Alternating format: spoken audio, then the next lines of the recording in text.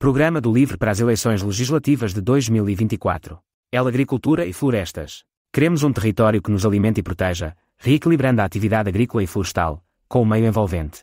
Em Portugal, os usos do solo relacionados com a agricultura, a floresta e a conservação da natureza estão profundamente interligados, uma vez que coexistem frequentemente nas mesmas áreas. Estes diferentes usos causam recíproca e simultaneamente impactos positivos e negativos, sendo que em algumas áreas se deve privilegiar a agricultura, noutras a conservação da natureza e da biodiversidade e noutras ainda o uso florestal, de modo a assegurar um equilíbrio que permita a sustentabilidade económica, social e ambiental. Num país em que a propriedade rural é maioritariamente privada, o cadastro é ainda incompleto, dificultando a sua gestão, pelo que pretendemos mobilizar o Estado, as e os proprietários, a ciência, a sociedade civil e as empresas para uma gestão conjunta e articulada do território, assumindo dessa forma um conceito de gestão compatível como o da Casa Comum da Humanidade. Tanto a agricultura intensiva como a produção florestal de monoculturas, sobretudo de exóticas, devem ser minoritárias face aos modos de produção extensivos, sustentáveis, autóctones e multifuncionais. No LIVRE, sabemos que abordagens inovadoras como a agroecologia, a agricultura de precisão e a agricultura biológica, ecologicamente integradas,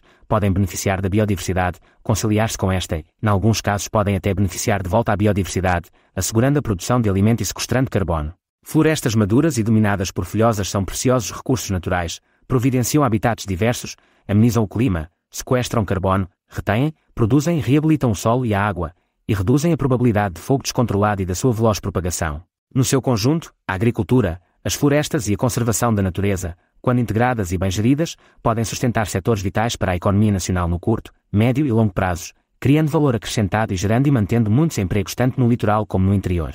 O pagamento justo pelos serviços de ecossistema providenciados nos territórios em que estas atividades se desenvolvem, a quem se esforça para os manter, pode também contribuir para o rendimento de quem habita nesses territórios. É esta a visão integrada que o LIVRE propõe para assegurar segurança alimentar, combater as alterações climáticas e travar o declínio da biodiversidade, tornando o nosso território mais resistente e resiliente. Por isso defendemos 1. Promover a pequena agricultura e agricultura familiar através da implementação de práticas agroecológicas e regenerativas, mantendo o dinamismo das zonas rurais, o combate às alterações climáticas e a perda de biodiversidade, com o apoio das tradições, do conhecimento, da cultura e da utilização, por estes agricultores, das suas próprias sementes e espécies autóctones. 2. Fortalecer a pequena agricultura local através do reforço do Estatuto da Agricultura Familiar, EAF, com medidas destinadas a encorajar os investimentos na produção e comercialização de pequena escala a nível local nos circuitos curtos de abastecimento, nomeadamente, integrar os detentores do EAF no regime da pequena agricultura, RPA, devendo respeitar as condicionantes de ambos e sendo elegíveis todas as explorações em EAF que não sejam detentores de direitos relativos aos pagamentos diretos,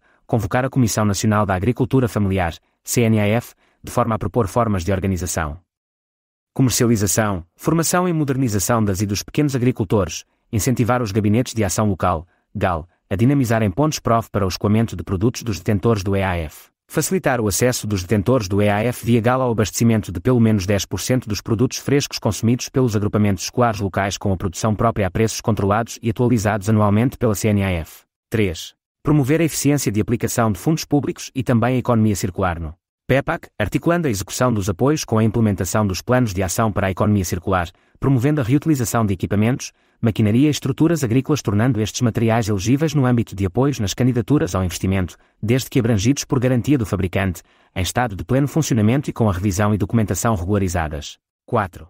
Garantir a eficiência na aplicação dos apoios públicos no PEPAC, realizando um relatório da evolução dos projetos financiados no âmbito do PRODER e do PDR, de modo a avaliar os sucessos, dificuldades e fatores a corrigir para que sejam levantadas as principais melhorias a realizar para eficazmente aplicar os apoios ao investimento e ao início de atividade agrícola. 5. Criar um programa de seguros face a perdas por fenómenos extremos. As alterações climáticas e outros fatores imprevisíveis geram cada vez maiores danos em colheitas e equipamentos, sendo mobilizados recorrentemente programas de apoio a estas perdas. Estes seguros devem ser obrigatórios para a elegibilidade de apoios devido a perdas para as explorações de média e grande dimensão e devem ser comparticipados até 70%, o máximo permitido a nível comunitário, sendo regulados para que os custos sejam ajustados aos rendimentos da atividade. 6.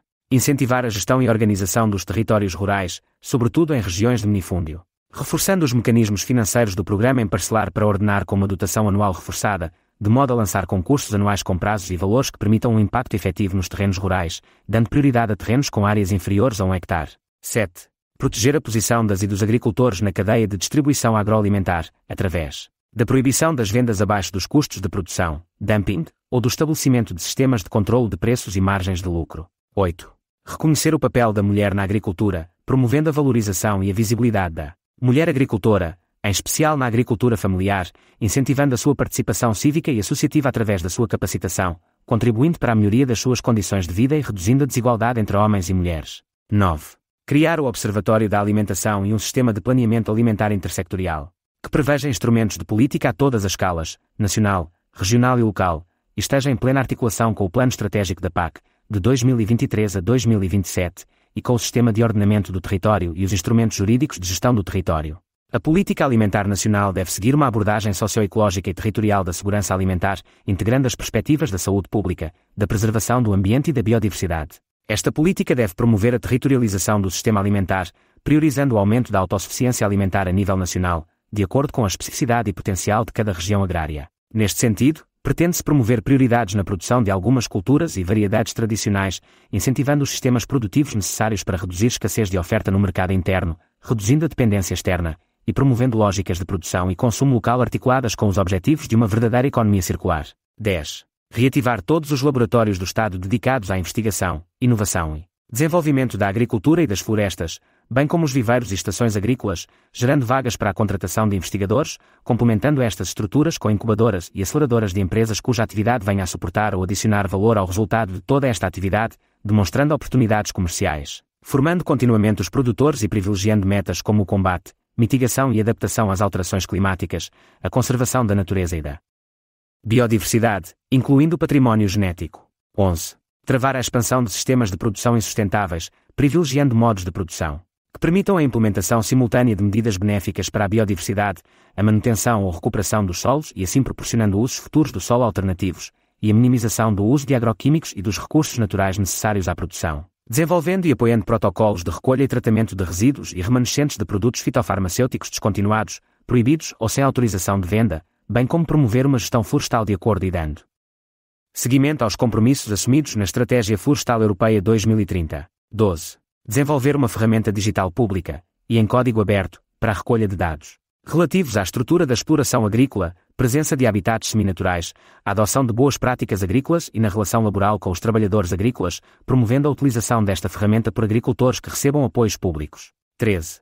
Mapear os sistemas agrícolas e silvícolas de elevado valor natural à escala nacional, com o objetivo de reverter as tendências de abandono ou intensificação e consequente perda de paisagens culturais das zonas rurais do país, assim como de biodiversidade e provisão de serviços dos ecossistemas. 14.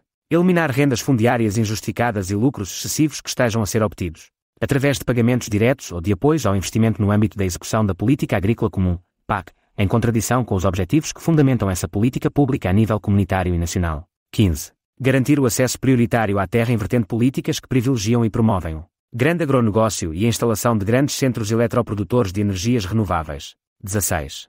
Elaborar um Programa de Ação Nacional de Combate à Desertificação Combate 2030, com apoio de todas as partes interessadas, tirando partido da avaliação do programa anterior, para enfrentar o problema que afeta grande parte dos solos nacionais. Este novo programa deverá articular-se com a execução dos apoios do Plano Estratégico da PAC de 2023 a 2027, e deverá ser dotado de uma visão para o horizonte de 2050, antecipando a necessária articulação, para esse fim, das políticas setoriais relacionadas com a agricultura, a pecuária, a floresta, a conservação da natureza e o combate, mitigação e adaptação às alterações climáticas. 17. Atribuir uma taxa de IVA de 6% para todos os equipamentos que permitam aumentar a eficiência no consumo de água, tais como tanques, rega gota a gota, sensores e automatização, bombas e equipamento similar, telas de solo e outras formas de mulching, telas e materiais para construção de charcas de retenção de água das chuvas, entre outros. 18. Reforçar os montantes de apoio previstos no Programa de Apoio Financeiro à Seca, em situações de perda de produção ou de acréscimo de custos decorrentes de seca. 19. Condicionar o acesso a apoios públicos para o regadio à adoção de um plano de gestão para a biodiversidade, uso da água e do solo, no contexto da exploração agrícola, que integre boas práticas na estruturação da paisagem, na distribuição de habitats seminaturais e no recurso à tecnologia de precisão, bem como de um programa de ação que inclua a monitorização destes recursos. 20. Rever a Estratégia Nacional para a Agricultura Biológica, atualizando-a face ao objetivo de assegurar 25% da superfície agrícola útil dedicada ao modo de produção biológico, formalizada na Estratégia Europeia do Prado ao Prato, promovendo as cadeias curtas e os mercados locais, e apoiando a criação de associações pela manutenção da agricultura de proximidade. 21. Incentivar agricultores que implementem um modo de produção biológico, bem como outros modos de produção assentes nas melhores práticas ambientais, sujeitos a medidas que promovam a salvaguarda da biodiversidade, dos solos e dos recursos naturais, através da criação de um fundo de reserva que assegura a disponibilidade de verbas, no tempo certo, para o pagamento de medidas agroambientais, e através do IVA reduzido para os produtos integralmente de origem bio, produzidos em Portugal. 22. Eliminar a utilização de glifosato em Portugal no prazo de 5 anos, apoiando agricultores e agricultoras no processo de transição. 23. Apoiar os modos de produção sustentáveis como o modo de produção biológica, agricultura em rede natura, raças autóctones, pastoreio extensivo, culturas tradicionais, mosaicos, agroflorestais e produção integrada, entre outras, com a abertura anual de concurso de medidas agroambientais, de modo a que novas produções tenham acesso regular aos apoios. 24. Incentivar a reestruturação da rede de cooperativas agrícolas nacionais, ajustando-as de acordo com as necessidades locais e atuais. 25.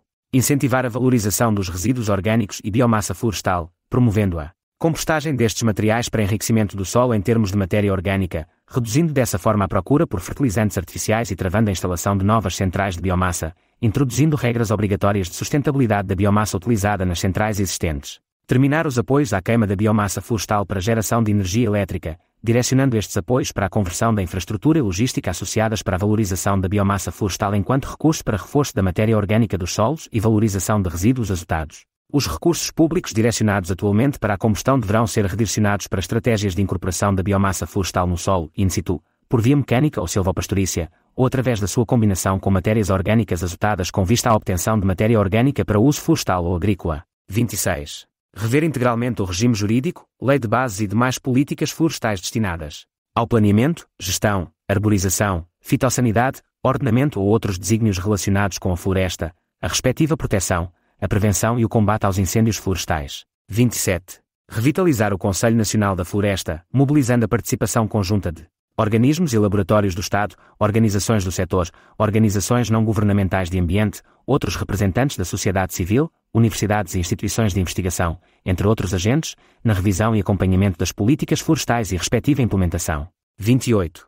Privilegiar exclusivamente espécies ou variedades nativas ou autóctones nos programas de ordenamento florestal, atribuindo particular prioridade às espécies endémicas, às áreas protegidas e aos sítios da Rede Natura 2000. 29. Introduzir medidas de ajuste à meta máxima de eucaliptal em Portugal inscrita na lei para 2030, através da criação de um sistema de fiscalização eficaz às plantações ilegais consumadas ao longo das últimas décadas, limitar a relocalização de plantações através de projetos de compensação de modo a impedir um acréscimo da área ocupada por eucalipto em Portugal. 30.